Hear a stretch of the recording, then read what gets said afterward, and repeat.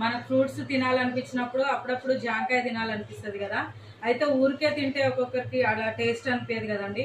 అయితే ఒక డిఫరెంట్గా మంచిగా నోటికి తినాలనిపించేలాగైతే నేను చేస్తున్నాను అనమాట. ఇదిగో ఒక 2 జాంకాయలు అయితే తీసుకున్నాండి. నీట్గా కడుక్కొని కట్ చేసుకున్నాం. రండి ఒకసారి. ఆల్రెడీ కడిగేసానండి నేను. ఇవైతే మంచిగా కట్ చేసుకున్నాము చిన్న చిన్న పీసుల్లాగా. కచ్చే అయితే బాగుంటుందండి జాంకాయలు, అందుకే నేను కచ్చికాయలు తీసుకున్నాను అనమాట.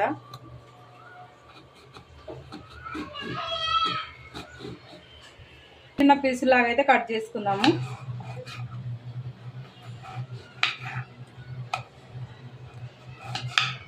బాగుంటుందండి టేస్ట్.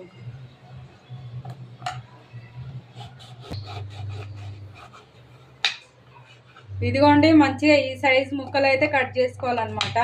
కొద్దిగా ఇట్లా పచ్చికాయలు అయితే టేస్ట్ మాత్రం చాలా బాగుంటుందండి. ఒక జారీలో అయితే కట్ చేసిన ముక్కలు ఉన్నాయి కదా, కట్ చేసిన ముక్కలు ఈ జార్లో వేసేసుకుందాము.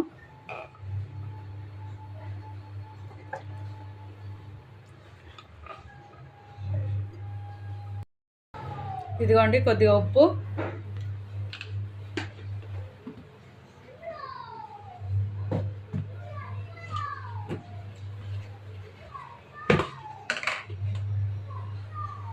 కొద్దిగా కారము,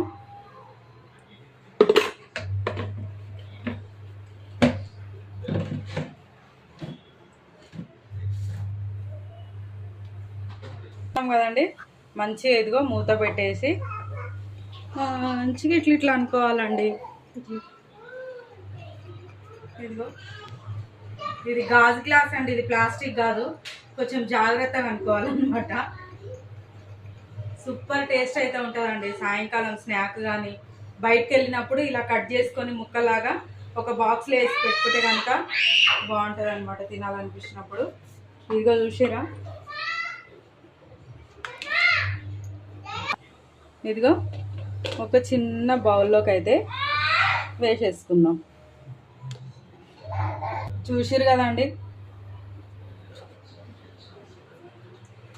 సూపర్ టేస్ట్ అయితే ఉంటాయండి. ఒకసారి నేను చూపించినట్టు మీరు ట్రై చేయండి.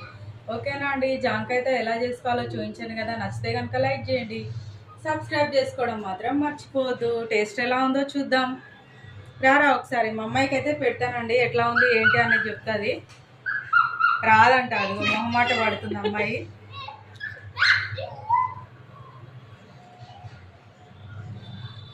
సూపర్ ఉందండి.